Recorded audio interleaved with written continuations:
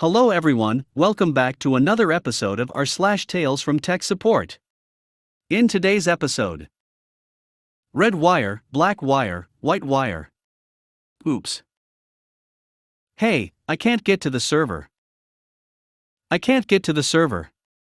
it's up. I ran Norton Disk Doctor. Before we get started, make sure to subscribe so you will never miss a video. So let's get started. Red wire, black wire, white wire. Oops.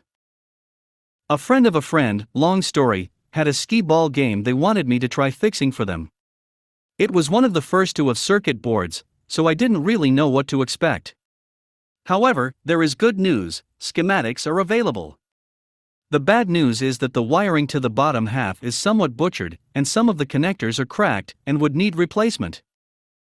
After replacing the damaged power cord, I plugged it in and it appears that the motherboard at least boots up. The screen animates in what I call a zeroing around pattern. I can see missing segments, but that may be an easy thing to fix. These older machines actually used incandescent bulbs behind the segments. But first, I need to find the wires for the coin switch and see if the logic responds to that and starts the game. On the schematic, I find that the coin switches go to the 3-pin connector that has the color code white, red and black. No problem. I find a handy little wire and stick it between the red and black wires and pop. The machine loses power. What? Well, darn. I guess I blew the fuse. So I take the fuse out and FSCK. The fuse is intact. Now I'm really getting that sinking feeling that I just made a very expensive and embarrassing mistake.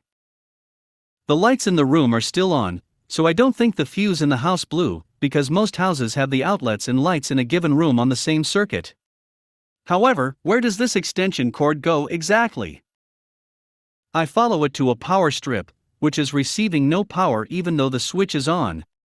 I follow that to the outlet, and you guessed it, the GFCI has turned off.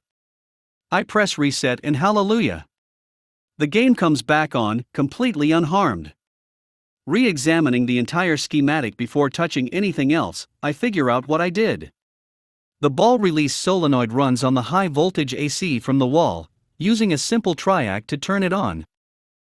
They used the same wire colors on the connectors for the ball release solenoid as they did for the coin switches. The ground wire was red instead of green, but white is still neutral and black is still live. So, I had connected live directly to ground. Thankfully I didn't use a bare paper clip for that purpose, or I'd probably be dead.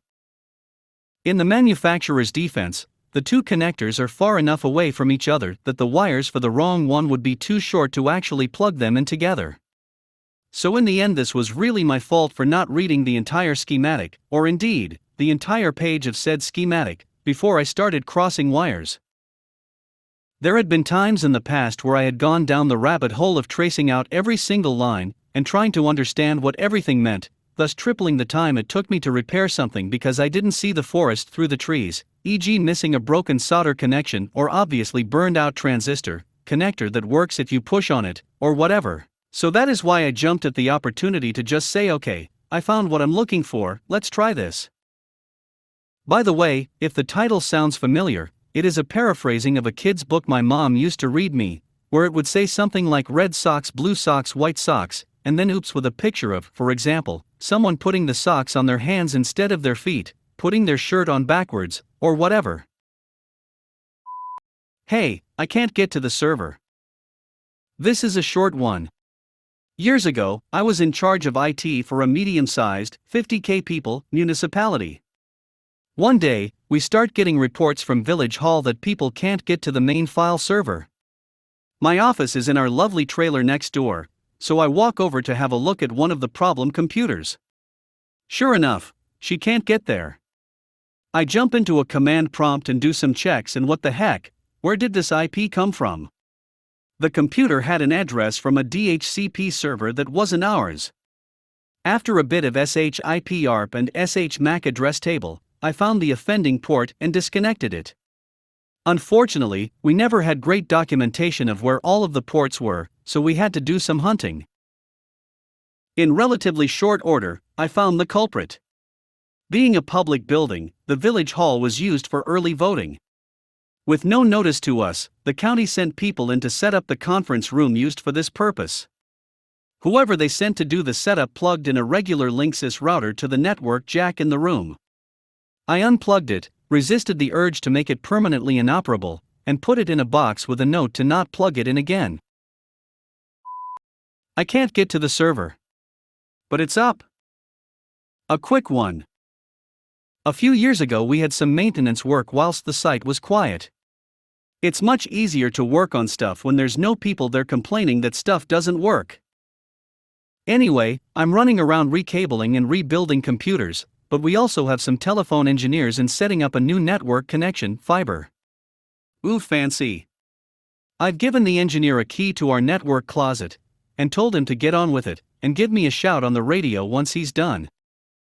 Much cable running and OS reinstalling later, I get a shout on the radio.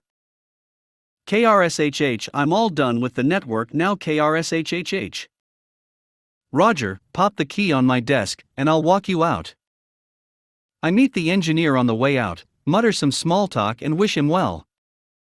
Later on, one of my colleagues squawks across the radio. KRSSHRSHH King, I can't get to the server.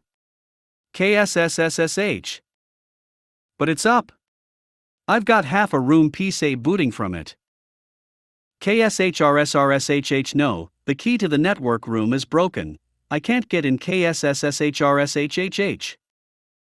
Our lovely network engineer snapped the key in the lock on the way out. And that's why after about an hour of drilling and 1,500 pounds later, we got new fancy electronic locks on the network closet.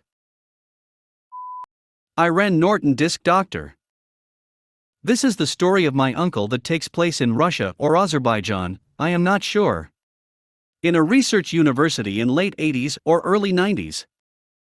The whole story was told to me in Russian and I tried my best to translate it. Sorry for any bad grammar. Two workers called my uncle saying that there is something with their hard drive. My uncle ran Norton Disk Doctor, and in progress the warning popped up. My uncle didn't read it, then the big red window popped up saying in English that if you proceed all the data will be deleted. He told the workers to copy all the data and then call him.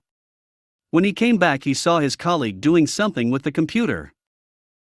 He asked what did he do, and he said I ran Norton Disk Doctor. My uncle asked didn't it give some warnings? And the colleague answered yes, but I don't know English, so I just ignored all those warnings.